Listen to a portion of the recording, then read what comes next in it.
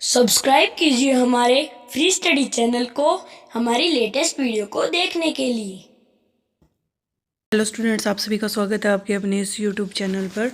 और हमने जो है पास्ट टेंस को पूरा कंप्लीट कर लिए हैं। लास्ट हमारी वीडियो जो थी वो पास्ट परफेक्ट कंटिन्यूस टेंस की थी और आज जो है हम नेक्स्ट फ्यूचर टेंस को स्टार्ट करेंगे। और फ्यूचर टेंस को सबसे पहले तो हम ये देखेंगे, फ्यूचर का मतलब क्या होता है, भविष्यकाल।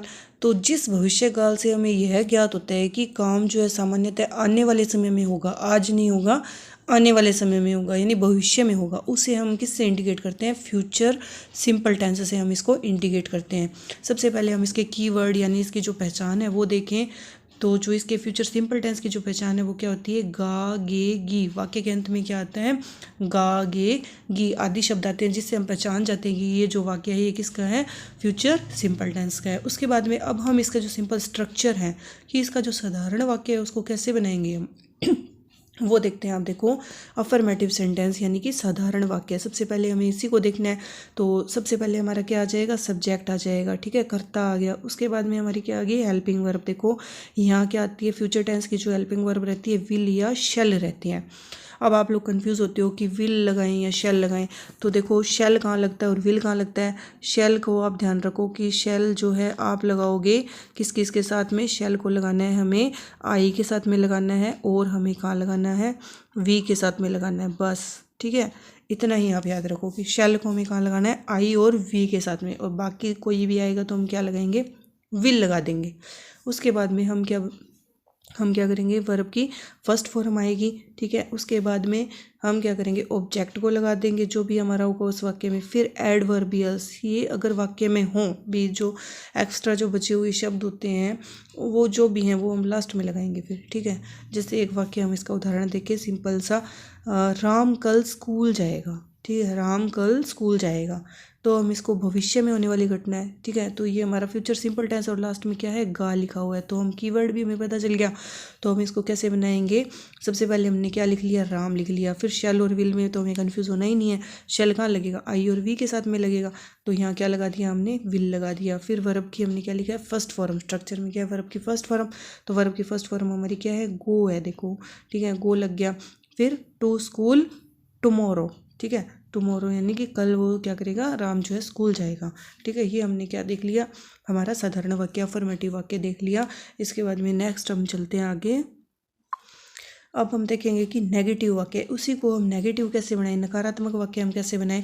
तो सबसे पहले हम इसका स्ट्रक्चर देखते हैं। सबसे पहले क्या आएगा, सब्जेक्ट आएगा। फिर वही हमारी हेल्पिंग वर्ब, तो आपको पता चलेगी कि विल और शेल रहेगी फ्यूचर में। और शेल कहाँ लगाना है, आई और वी के साथ लगाना है। और विल बाकी जो भी बच गए उनके साथ में हमें विल लगाना है।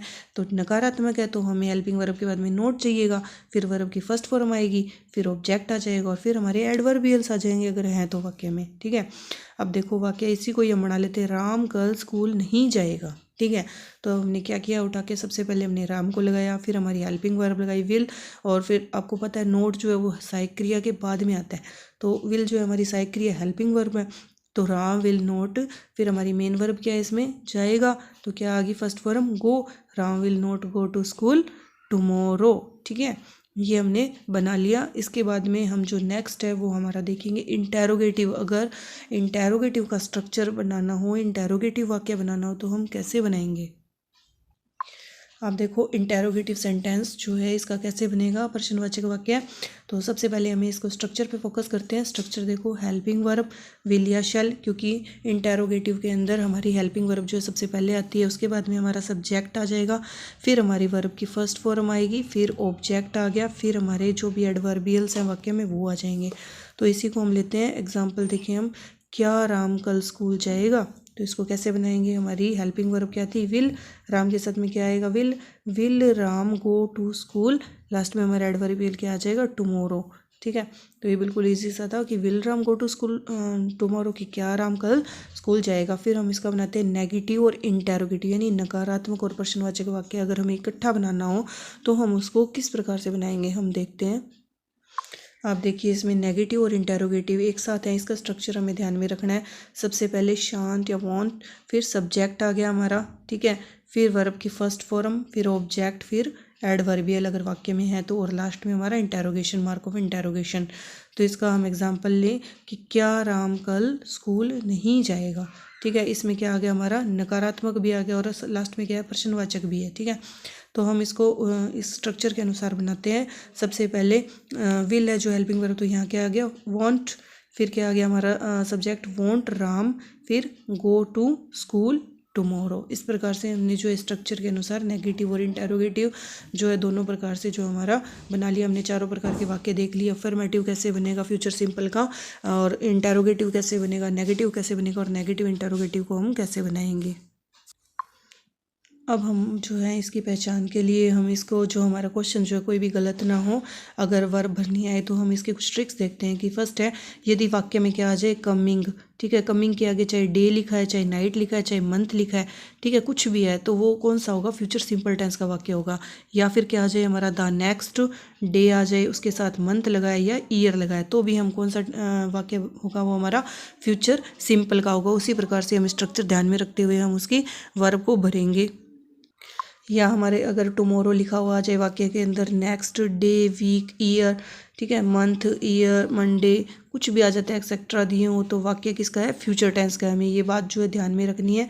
ठीक है, उसके साथ में ये जो हम याद कर लेते हैं, इसको हम ध्यान में रख सकते हैं कि आई और वी के साथ में क्या आता है हमेशा शैल आता है, प्लस क्या आएगा वर्ब की फर्स्ट फॉर्म आएगी। और आई और वी को छोड़ करके अन्य जो भी अगर कोई भी सब्जेक्ट आ जाता है, कोई भी हो, चाहे किसी का नाम हो या कुछ भी, ठीक है, ही शी इट कुछ भी आ जाता है, तो हम क्या लगाएंगे विल प्लस वर्ब की फर्स्ट फॉर्म का हम यूज़ करेंगे उस कंडीशन के अंदर। इस चीज़ को हम ध्यान में रखेंगे। आप स्टार लगा लीजिए, ये दोनों दिमाग में बिठा लीजिए कि विल कहाँ लगेगा और शेल कहाँ लगेगा। अक्सर जो गलती होती है इसको ध्यान में रखिए।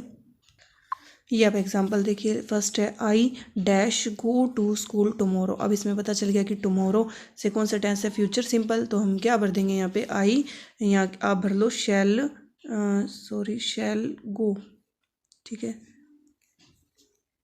शैल गो आ जाएगा इसमें फर्स्ट वाले में। ठीक है, फर्स्ट वाले में आपने शैल गो कर लिया, आई शैल गो टू स्कूल टुमारो। अब नेक्स्ट इसी में देखिए she dash come here on next Monday, तो अब नेक्स्ट आ गया, साथ में क्या आ गया मंडे आ गया, तो इसमें पता चल गया हमें फ्यूचर सिंपल का वाक्य है। तो इसमें हम क्या भरेंगे शी विल के साथ में हम कौन सी लगाएंगे वर्ब की, हमारी फर्स्ट फॉर्म आएगी, तो शी विल कम आ जाएगा। ठीक है, तो इसमें हमने क्या भर दिया शी विल कम। तो इस प्रकार से हमारा जो है ये दोनों जो एग्जांपल्स हैं ये हमने देख लिए फ्यूचर सिंपल के। ये हमने इसके जो फ्यूचर सिंपल जो हमारा वो कंप्लीट हो गया। इसकी हमने ट्रिक्स भी देख ली और इसको हमने अच्छे से रूल भी देख लिया। अब याद जो है वो आपको करने हैं इन नियमों को, और प्रैक्टिस भी है वो भी आपको ही करनी पड़ेगी। ठीक है, क्योंकि जो है आप अच्छे से प्रैक्टिस करोगे तभी आप इनको कर पाओगे, आपके जो क्वेश्चन सही हो पाएंगे। हम ना हमेशा एक चीज़ सोचते हैं कि काश कोई ऐसा ना कि क्या जादू हो जाए, ठीक है, जिससे हमें सारी चीज़ें याद हो जाएं, पर वो जादू ऐसा कुछ नहीं होता है। वो जादू होता है सिर्फ हमारी मेहनत का जादू। ठीक है, उस मेहनत के जादू से ही हमें हर चीज़ जो है वो याद होगी और हम बहुत अच्छे से हमारा पेपर होगा और बहुत अच्छे से हमारे क्वेश्चन हम जो है एकदम करेक्ट कर पाएंगे। तो आप अपनी मेहनत पे विश्वास रखिए। ठीक है, जो भी आप कर रहे हैं बहुत अच्छे से कीजिए। ठीक है, पूरा मन लगा करके अपनी पढ़ाई कीजिए। Thank you.